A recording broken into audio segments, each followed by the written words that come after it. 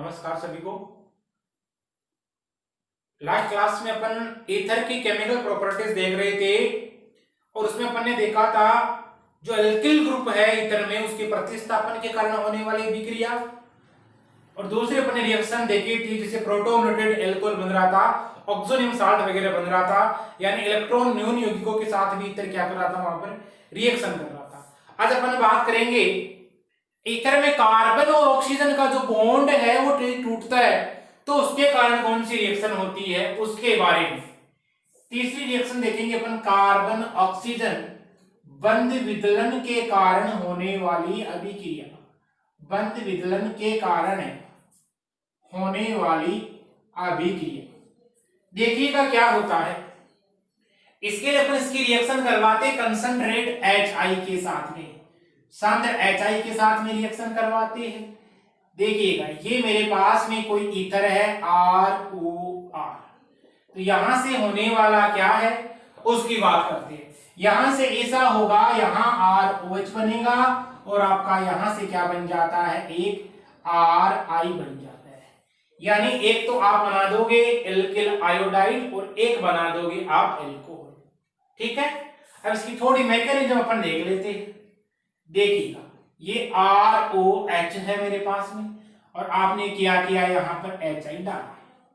अब देखो होने वाला क्या है, इसके पास में क्या होता है, लोन पेयर प्रेजेंट होता है और इसमें क्या करता है, ये एल्किल ग्रुप इलेक्ट्रॉन को प्रोवाइड करवाता है, जिसके कारण यहां पर होने वाला कुछ ऐसा होता है कि इस मॉलिक्यूल में क्या आ जाती है, आपकी पोलैरिटी आ जाती है, एक पोलर मॉलिक्यूल बन जाता है जिसको आप कहते हो ध्रुवीय अणु। ठीक है, अब ध्रुवीय अणु तो यहां पर क्या आएगा, देखो यहां पर एक ऑक्सीजन और H में अट्रैक्शन होगा जिसके कारण इसके मध्य क्या बनेगा, एक बॉन्ड बनेगा। बॉन्ड बनने पर आपका बन जाता है प्रोटोनेटेड एल्कोहल ROR, ये प्लस है इलेक्ट्रॉन डोनेट किए और यहां H, इसको आप क्या बोलते हो, प्रोटोनेटेड एल्कोहल कहते हो। देखिएगा प्रोटोनेटेड एल्कोहल आप इसको कहते हो। चलिए आगे देखिएगा, अब क्या है, मान लो आपका I- आया, अब वो I- मान लो दोनों एल्किल ग्रुप सेम है तो कहीं से आ सकता है, जैसे ये अटैक करेगा तो यहां से क्या होगा, ये इलेक्ट्रॉन इसकी ओर शिफ्ट हो गए तो आपका क्या बनेगा, यहां से ROH और RI फॉर्म हो गया। चलिए अब देखो यहां पर आपको क्या देखना है, ये जो प्रोटोनेटेड एल्कोहल की फॉर्मेशन हो रही है यहां पर आपको एल्किल ग्रुप देखने हैं। यदि एल्किल ग्रुप का आकार बड़ा है तो वो किस रिएक्शन की तरफ जाएंगे, या एल्किल ग्रुप का आकार छोटा है तो वो किस रिएक्शन की ओर फेवर करेंगे, अपन करेंगे उसकी चर्चा। ठीक है, चलिए अब देखो मान लो मैंने क्या किया, इस रिएक्शन में हाइड्रोजन हैलाइड को अधिके में लिया है। देखिएगा ROR और मैंने HX इसको ले लिया एक्सेज में, जिसको आप क्या कहते हो, अधिके में लिया। अब देखिएगा अधिके में ले रहा हूं तो अधिके में लेने पर यहां होने वाला क्या है, ROH और आपका क्या बनने वाला है, RH बनने वाला है। यानी कि अधिके में लेने पर आपका एक तो बन जाता है एल्किल हैलाइड और एक आपका क्या बन जाता है, एल्कोहल बन जाता है। अब आगे देखो, वापिस आपका जो बना हुआ है एल्कोहल है, इसकी रिएक्शन फिर से आप किसके साथ करवाते हो, HX के साथ करवाते हो, हाइड्रोजन हैलाइड के साथ करवाते हो। बने हुए एल्कोहल की रिएक्शन फिर से आपने करवाई HX में, क्योंकि HX को आप क्या ले रहे हो, आधिक्य में ले रहे हो, तो होने वाला यहां से क्या होगा, देखिएगा HX बनेगा, ROH लिया आपने, HX लिया, तो होने वाला क्या है, यहां से एल्किल हैलाइड और H2O की फॉर्मेशन हो जाएगी। यानी एल्किल हैलाइड और आपका क्या बन जाता है, यहां पर H2O की फॉर्म हो जाती है, H2 बन जाता है। अब देखो HX यानी ये हाइड्रोजन हैलाइड है, इनकी यदि रिएक्टिविटी की बात करें, क्रियाशीलता क्रम, तो यहां रिएक्टिविटी ऑर्डर आपको क्या देखने को मिलता है, HI की रिएक्टिविटी सबसे ज्यादा, फिर आपके HBr की रिएक्टिविटी, फिर आपके HCl की रिएक्टिविटी। ये इनकी क्रियाशीलता का क्या होता है, क्रम होता है। क्लियर है, चल यहां तक नोट करें यहां तक। आइए अब अपन एक देखते हैं जिसल मेथड, एक विधि है इसी रिएक्शन पर आधारित है। इंपॉर्टेंट है तो एमटीआर लगा लीजिए। ये रिएक्शन भी आपके एमटीआर है, यहां से कंपटीशन एग्जाम में खूब क्वेश्चन आते हैं। ईथर पर यदि क्वेश्चन पूछा जाता है तो यहां से बनने की संभावना रहती है। एमटीआर। चलो, मेथड का नाम है जिसल विधि। जिसल विधि देखिएगा, जो आपकी जिसल विधि है, इस जिसल विधि का यूज कहां किया जाता है?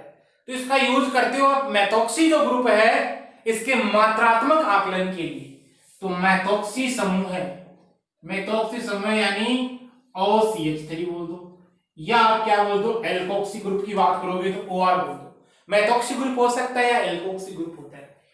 के मात्रात्मक आकलन में क्या है, इसका प्रयोग किया जाता है। में पर, ठीक है। चलिए आइए, जैसे मेरे पास में मान लो कोई एक इस प्रकार का ईथर दे रखा है, एक टर्सरी ब्यूटाइल ईथर है, ये इसको क्या बोलोगे, tertiary butyl ether, tertiary butyl ether. अब देखो इसमें होने वाला क्या है, मैंने मान लो इसकी रिएक्शन करवाई HI के साथ में, इसमें डाला कंसंट्रेट HI, कंसंट्रेट HI डाला तो इस ऑक्सीजन के मध्य और इस हाइड्रोजन के मध्य बॉन्ड बनता है। क्लियर है? तो होने वाला कुछ ऐसा होगा, CH3C CH3 CH3O प्रोटोनेटेड बन जाता है कंपाउंड। इसको आप क्या बोलोगे, प्रोटोनेटेड ईथर बोलोगी, ठीक है, या प्रोटोनेटेड एल्कोहल बोल दो, प्रोटोनेटेड एल्कोहल बन जाता है। अब होगा कुछ ऐसा, ये ऑक्सीजन की और इलेक्ट्रॉनों की शिफ्टिंग होगी, ठीक है, इसकी ओर शिफ्टिंग होगी तो देखिएगा क्या होने वाला है, सॉरी इधर शिफ्टिंग इस तरफ होगी। अब देखो यहां से बन रहा है आपका टर्सरी कंपाउंड बन रही है, कार्बोकेटाइन की फॉर्मेशन हो रही है और एक आपका क्या बन रहा है, CH3OH बन रहा है। क्लियर है? तो देखो यहां पर जो रिएक्शन आपको देखने को मिलेगी वो मिलेगी SN1 मिलेगी। SN1 जानते हो, SN1 में 3 डिग्री 2 डिग्री 1 डिग्री ऑर्डर होता है। ये कार्बोकेटाइन की स्टेबिलिटी का ऑर्डर होता है, जिसको आप क्या कहते हो, कार्बोनाइन की स्टेबिलिटी। यहां पर आपका क्या बनेगा, एक टर्सरी कार्बोकेटाइन बनेगा। अब वो टर्सरी कार्बोकेटाइन आएगा तो उस टर्सरी कार्बोकेटाइन का तो क्या बनेगा, यहां हेलाइड बनेगा उसका तो, और इसका क्या बन जाता है, एल्कोहल बन जाता है। बस ये एक स्पेशल केस ध्यान रखिएगा, जहां SN1 और SN2 रिएक्शन संपादित होती, वहां पर आपको क्या देखना है, उसकी स्टेबिलिटी देखनी है। यहां पर तो कार्बोकेटाइन की स्टेबिलिटी देखोगे, SN2 में क्या देखोगे आप, उसमें स्टेरिक हिंड्रेंस देखोगे, त्रिविम बाधा देखोगे। क्लियर है? फिर आप बता दो कि कौन सी रिएक्शन किस प्रकार होती है, तो इसके द्वारा एल्कोहल बनेगा। ओवरऑल यदि आपसे रिएक्शन पूछे, ओवरऑल रिएक्शन यदि आप लिखना चाहो तो क्या लिखोगे, जैसे मान लो ये कोई कंपाउंड है मेरे पास में OCH3 और इसकी रिएक्शन मैंने करवाई है कंसंट्रेट HI के साथ में, डायरेक्ट क्या बनाओगे, इस बॉन्ड को ब्रेक करोगे। आप जानते हो ये पॉजिटिव चार्ज आएगा, 3 डिग्री कार्बोकेटाइन की फॉर्मेशन होगी, तो बनने वाला क्या होगा, यहां से ये बन जाएगा आपका और CH3OH की फॉर्मेशन हो जाती है। क्लियर है यहां तक? चलिए आगे की बात करते हैं, इसी में एग्जांपल लेते हैं। अब मान लो केस में आपको दे रखा हो SN2 रिएक्शन दे रखी हो, मान लीजिए, तो SN2 रिएक्शन यदि संपादित होती है तो उसका ध्यान रखिएगा क्या क्या होने वाला है। नोट लगाइए, इसमें लिखिए, यदि SN2 रिएक्शन हो और आपको क्या दे रखा हो, मिक्स्ड ईथर दे रखा हो, मिश्रित ईथर दे रखा हो, ध्यान रखिएगा, मिक्स ईथर दे रखा हो और रिएक्शन आपकी हो रही हो SN2, तो एक बात का ध्यान रखिएगा, आपका जो प्राथमिक ग्रुप होता है, प्राथमिक समूह होता है, या जिसको आप मान लो ऐसे बोलोगे छोटा एल्किल ग्रुप, छोटा एल्किल समूह, छोटा एल्किल समूह है, या उसको क्या बोलोगे, कम त्रिविम बाधा बोल सकते हो, यानी न्यूनतम जहां त्रिविम बाधा होगी, न्यूनतम त्रिविम बाधा होगी उसका हमेशा क्या बनाना है आपको, एल्कोहल बनाना है। और जहां भीड़ ज्यादा होगी, इसका मतलब भीड़ कम है, ध्यान रखिएगा, न्यूनतम त्रिविम बाधा कम। और जहां भीड़ ज्यादा है स्टेरिक हिंड्रेंस ज्यादा है, ध्यान रखिएगा, जहां स्टेरिक हिंड्रेंस ज्यादा है मतलब जहां क्या है, भीड़ अधिक है। भीड़ अधिक है तो आपको क्या करना है, वहां पर उस ग्रुप का या बड़ा ग्रुप लगा हुआ हो, कोई बड़ा एल्काइल ग्रुप लगा हुआ हो, बड़ा एल्किल समूह है यदि कोई दे रखा हो, तो भीड़ वाले का आप क्या बना दोगे, उसका एल्किल हैलाइड बना दोगे। उसका क्या बन जाएगा आपका, यहां एल्किल हैलाइड की फॉर्मेशन उसकी हो जाती है। अब एग्जांपल के थ्रू समझते हैं, देखिएगा, ये मेरे पास में कोई ईथर दे रखा है, क्लियर है, इसकी रिएक्शन मैंने करवाई है कंसंट्रेट HI के साथ में। अब देखो कंसंट्रेट HI के साथ में होनी है ये रिएक्शन, तो होगा क्या, यहां पर देखो ये एक सेकेंडरी आइसोप्रोपाइल ग्रुप लगा हुआ है और इधर 1 डिग्री ग्रुप लगा हुआ है, क्लियर है। अब होगा क्या, यहां भीड़ ज्यादा है, देखो भीड़ जहां ज्यादा है वहां पर क्या बनने वाला है, एल्किल हैलाइड बनने वाला है, और उस वाले का क्या बनने वाला है, एल्कोहल बनने वाला है। मींस ये बॉन्ड ऐसे ब्रेक होगा, और बॉन्ड ब्रेक होगा तो देखो क्या बोल रखा है मैंने, जहां पर भीड़ ज्यादा उसका बना दो एल्किल हैलाइड, जहां पर भीड़ कम है उसका क्या बना दो, एल्कोहल बना दो, क्लियर है। चलो एग्जांपल करते हो, ये कोई एग्जांपल मेरे को दे रखा है, मान लीजिएगा यहां से ओ, इस वाले में बताइए आप क्या होने वाला है, कंसंट्रेट HI मैंने दे दिया है। चलो अब देखो ये यहां पर 2 डिग्री वाला है, यानी यहां एल्किल ग्रुप बड़ा है, यहां एल्काइल ग्रुप छोटा है, बॉन्ड ब्रेक करोगे तो देखो ये क्या है आपका भीड़ वाला है, भीड़ वाले में क्या बनेगा, एल्किल समूह हैलाइड बनाएगा, और ये क्या बना देगा, एल्कोहल बना देगा। तो इसका तो क्या बनेगा आपका, हैलाइड बना देगा, और इस वाले का क्या बन जाएगा आपका, एल्कोहल बन जाता है, क्लियर है। चलो यहां तक नोट करें, नोट करें यहां तक, आगे आइए, आगे एग्जांपल लेते हैं और उससे क्लियर करते हैं, और एग्जांपल करोगे इसकी, देखिएगा ये कोई एग्जांपल लिया है मैंने, CH3 CH2 CH CH3 C, यहां कोई लगा दिया CH3, यहां कोई लगा दिया CH3, यहां लगा दिया OH, और यहां लगा दिया मैंने CH2 CH3, और मान लो इसकी मैंने रिएक्शन करवा दी है कंसंट्रेट HX के साथ में। बताइए देखिए क्या प्रोडक्ट बनने वाला है, यहां से कर लिया होगा। चलिए देखो आपको पता है ये बॉन्ड टूटने वाला है, और ये बॉन्ड कैसे टूटने वाला है, जहां भीड़ ज्यादा होगी वहां पर क्या बनेगा, उसका हैलाइड बनेगा, और जहां भीड़ कम होगी वहां पर क्या बनेगा, उसका एल्कोहल बनेगा। यहां भीड़ कम है, यहां भीड़ ज्यादा है, भीड़ ज्यादा वाले का तो क्या बन जाएगा, हैलाइड बन जाएगा। क्या करोगे, CH3 CH2 CH CH3 C CH3 CH3 Cl और OH CH2 CH3 कर लोगे, हो जाएगा। चलिए नोट करें यहां तक, बस आपको ध्यान रखना यही है, भीड़ देखनी है और कुछ नहीं देखना है। तो ये अपने से जीसल विधि, यानी आपको एल्कोक्सी समूह है, ये मेथोक्सी समूह है, ये ग्रुप दिखाई दे रहा है, इसका क्या करना है, मात्रात्मक आकलन करना है, और वहां से आपको बताना है, भीड़ देखना है। भीड़ यदि वहां पर है इसका मतलब SN2 रिएक्शन हो रही है, आप जानती हो वहां पर भीड़ देखी जाती है, तिरवी बाधा देखी जाती है SN2 रिएक्शन, बड़ा कोई एल्काइल ग्रुप आ जाएगा तो वहां पर क्या हो जाता है, वो फिर वो रिएक्शन उस प्रकार संपादित करेगा SN2 मैकेनिज्म के द्वारा। ये होगी अपनी जीसल मेथड, यहां से क्वेश्चन बनने की संभावना। जीसल मेथड में अपन सेकंड देखेंगे, इसका हाइड्रोलाइसिस करवाते हैं, इसका जल अपघटन करवाते हैं। लगाइए हेडिंग, पहला तो हो गया इसमें जीसल मेथड है, कार्बन ऑक्सीजन बॉन्ड विदलन के कारण कोई रिएक्शन हो रही है उसकी बात कर रहे हैं। इसमें दूसरी रिएक्शन थी, पहली थी अपने पास में HI के साथ रिएक्शन विद कंसंट्रेट HI, या हाइड्रोजन हैलाइड बोल सकते हो। दूसरी रिएक्शन अपन पढ़ेंगे इसमें, इसका हाइड्रोलाइसिस, जल अपघटन।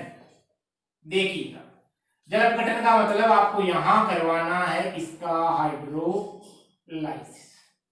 हाइड्रोलाइसिस करवाओगे, ये मेरे पास में कोई ईथर दे रखा है CH3 CH2O CH2 CH3।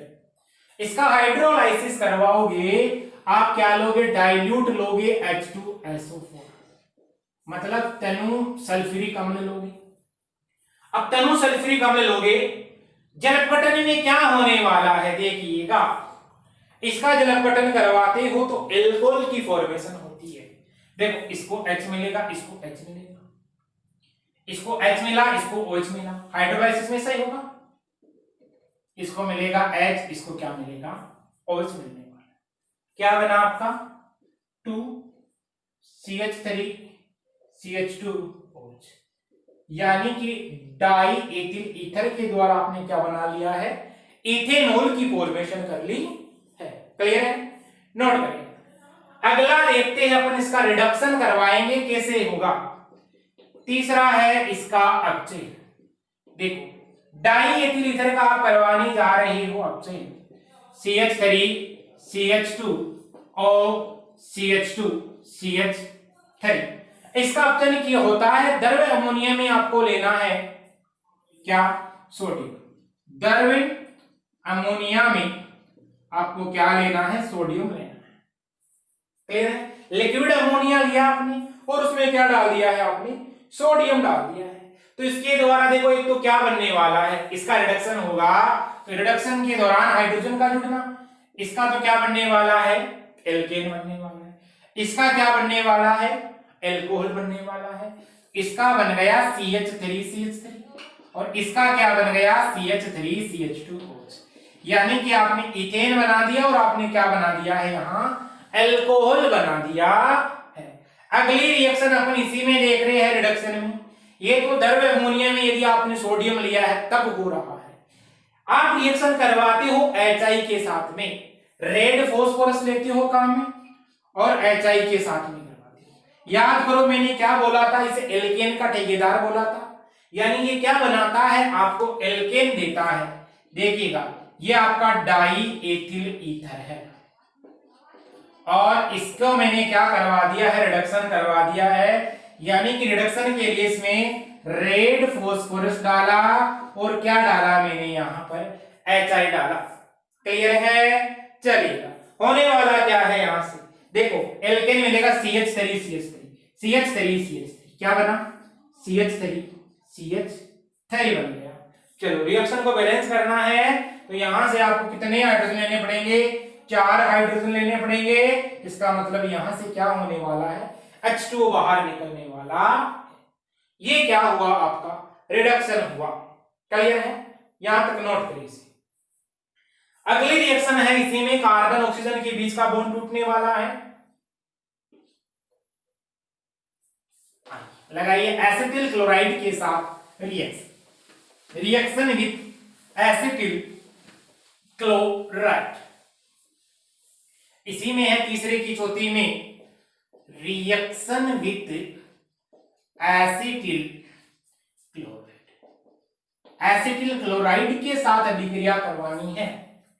देखिएगा यहां पर CH3 CH2O CH2 CH3, इसकी रिएक्शन करवाते हो आप एसिटिल क्लोराइड के साथ। एसिटिल क्लोराइड के साथ रिएक्शन होती है, इसको आप कहते हो एसिटिल क्लोराइड, इसी को आप कहते हो एथेनोइल क्लोराइड। एथेनोइल क्लोराइड। अब देखिएगा क्या होने वाला है, कार्बन ऑक्सीजन के बीच का बॉन्ड टूटेगा, ठीक है।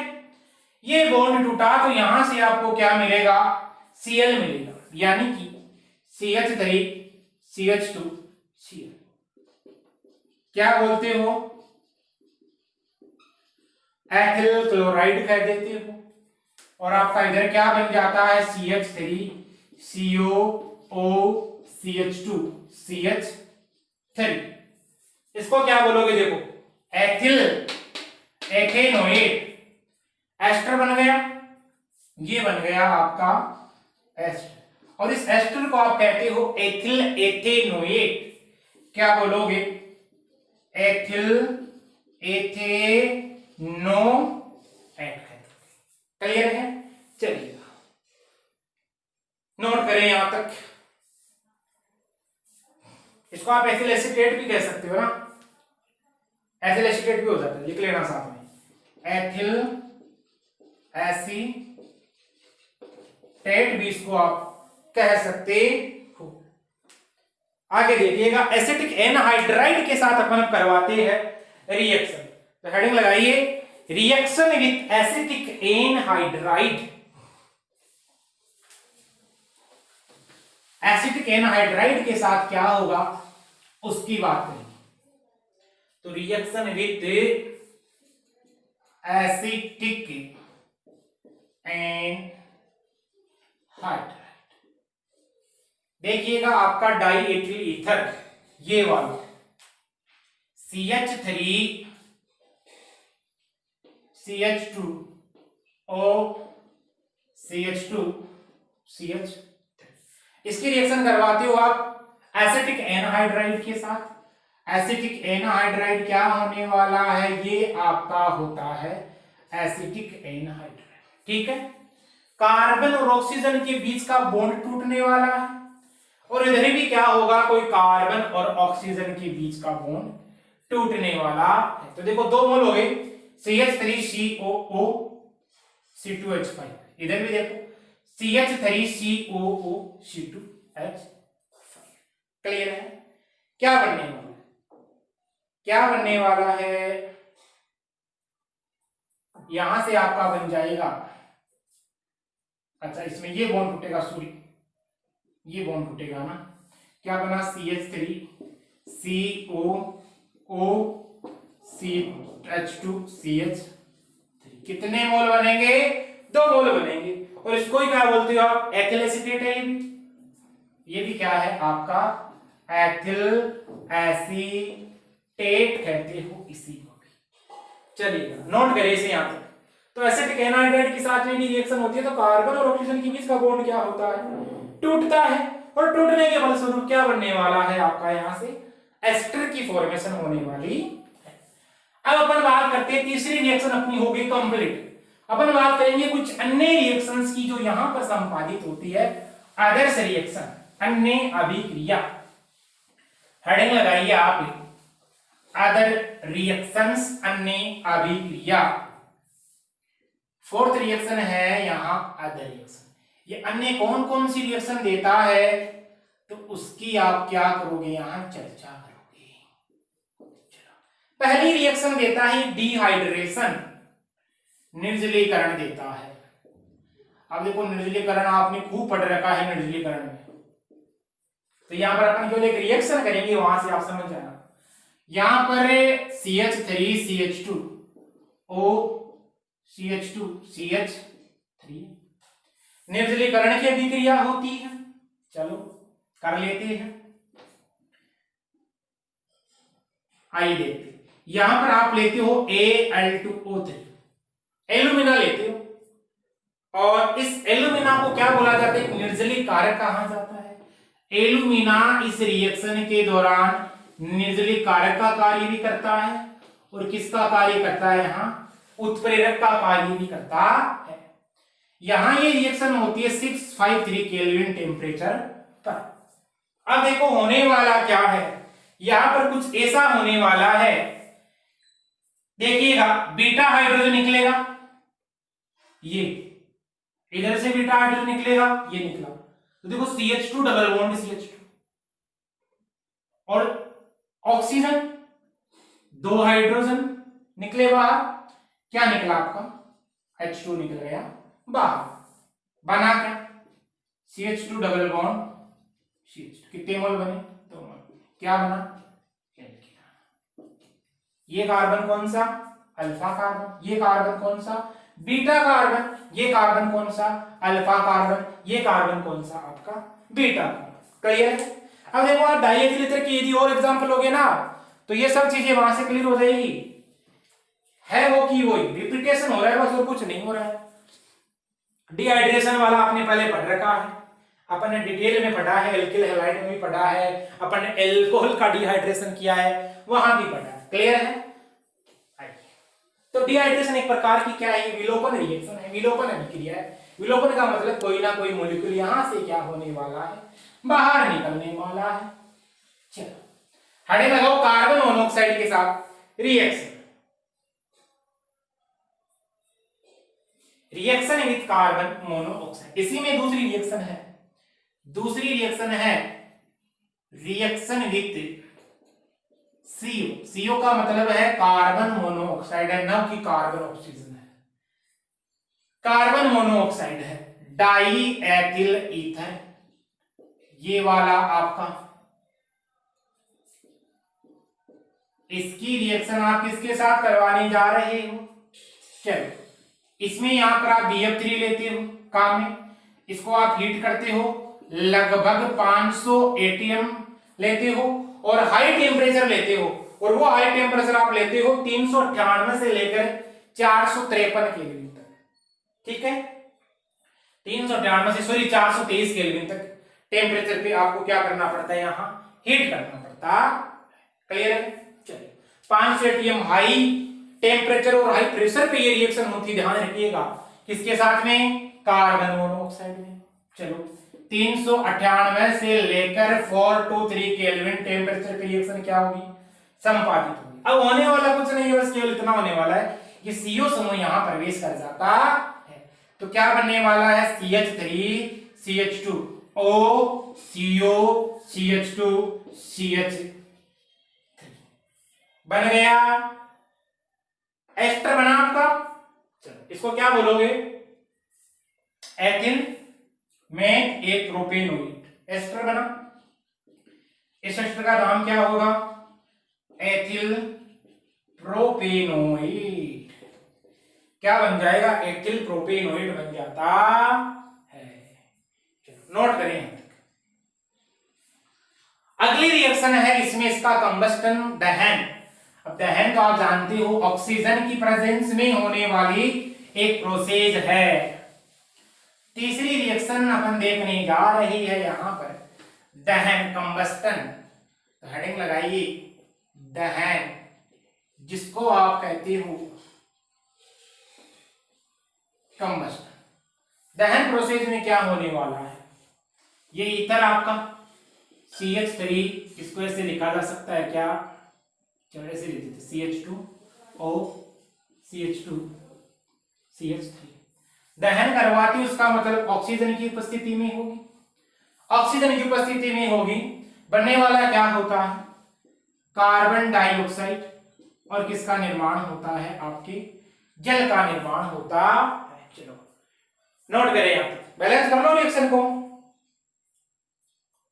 देखिएगा क्या है, 3 2 5 2 7 3 10, तो 5 दूनी 10 और 5 ऑक्सीजन है, इसको बैलेंस करना है। 6 6 दूनी 12 1 13 5, और कितने हो गए, ये 5 हो गए, यहाँ 6 दूनी 12 1 13 हो गए, इसका मतलब यहाँ कितने लगाना पड़ेंगे, 5 4 लगानी पड़ेगी। ठीक है ना, ये बैलेंस रिएक्शन है, दहन है, इसको क्या करते हो आप, हीट करते हो। तो ये यहां पर ने देखा इसकी केमिकल प्रॉपर्टीज आपके डाइएथिल ईथर की। क्लियर है? अब आप हेडिंग लगाओ इसके अनुप्रयोग या एप्लीकेशंस के बारे में।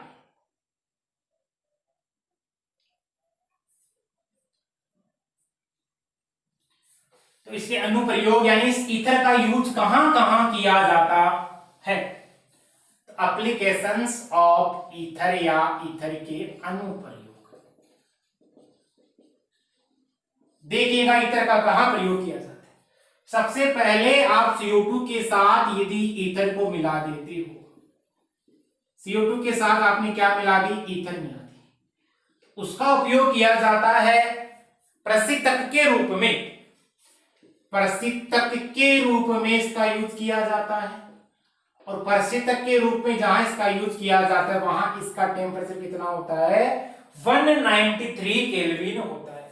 और ये जो 193 केल्विन होता है इसके मिक्सचर का टेम्परेचर होता है, ध्यान रखिएगा, CO2 और आपके ईथर के मिक्सचर का टेम्परेचर होता है। ठीक है। दूसरा, विभिन्न प्रकार की जो कार्बनिक रिएक्शंस होती है, ऑर्गेनिक रिएक्शंस होती है, उनमें कार्बनिक विलय के रूप में इसका यूज किया जाता है। यानी कि कार्बनिक अभिक्रियाओं में, केमिकल रिएक्शन या ऑर्गेनिक रिएक्शन में कार्बनिक विलायक के रूप में इसका यूज किया जाता है। कार्बनिक विलायक के रूप में इसका क्या किया जाता है, यूज किया जाता है।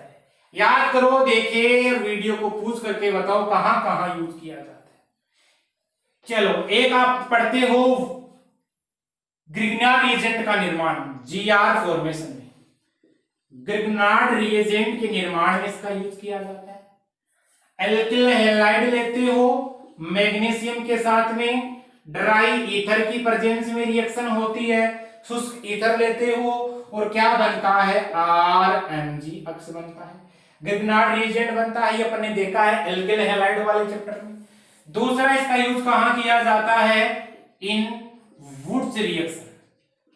जानते हो क्या, वुड्स अभिक्रिया में इसका यूज किया जाता है। क्या होती है, एल्किल हैलाइड की रिएक्शन करवाते हो आप, सोडियम के साथ करवाते हो, यहां से होता क्या है, NH बाहर निकलता है और यहां लेते हो काम में क्या, ड्राई ईथर लेते हो और R बनता है और आपका क्या 2Na था। यानी यहां से आपने क्या बनाया, एल्केन बनाया है। क्लियर है। तो वुड्स अभिक्रिया में भी इसका यूज किया जाता है। ये डिटेल में अपन ने चर्चा की है वुड्स रिएक्शन के बारे में। क्लियर है। चलो नोट करें यहां पर। तीसरा जो पॉइंट है वो इंपॉर्टेंट है, ध्यान रखिएगा। इसको बोला जाता है नेटेलाइट। सीधा सीधा आ सकता है क्वेश्चन, नेटेलाइट क्या होता है, तो ध्यान रखिएगा। एल्कोहल में आप मिला देते हो ईथर, यानी कि एल्कोहल और ईथर का जो मिश्रण होता है, ईथर का जो मिश्रण, उसको आप क्या कहते हो, नेटेलाइट कहते हो। और इसका यूज कहां किया जाता है, तो इसका यूज पेट्रोल के स्थान पर किया जाता है। इसका नेटेलाइट का यूज किया जाता है पेट्रोल के स्थान पर। पेट्रोल के स्थान पर आप इस नेटेलाइट का यूज करते हो। अगला पॉइंट, इसका यूज किया जाता है निश्चेतक के रूप में, बेहोशी उत्पन्न करने में। किसका, आपके ईथर का यूज किया जाता है। चलो, निश्चेतक के रूप में अस्पताल में करते हो आप, हॉस्पिटल्स में ऑपरेशन वगैरह करते हैं, तो इसका उपयोग किया जाता है निश्चेतक के रूप में। अगले पॉइंट की बात करें, इसका उपयोग किया जाता है सुगंधित अगरबत्ती बनाने में। जो सुगंधित अगरबत्ती होती है उसको बनाने में इसका यूज किया जाता है। और विभिन्न प्रकार के जो कार्बनिक यौगिक होते हैं, कई बार उनके संश्लेषण में भी इसका यूज किया जाता है। किसका, आपकी ईथर का यूज किया जाता है। तो ये अपना हो गया एल्कोहल फिनोल ईथर वाला जो पोर्शन है, चैप्टर है, वो कंप्लीट हो गया है। अगले लेक्चर में अपन मिलेंगे एक नए टॉपिक के साथ में। तब तक के लिए थैंक्स, ऑल द बेस्ट।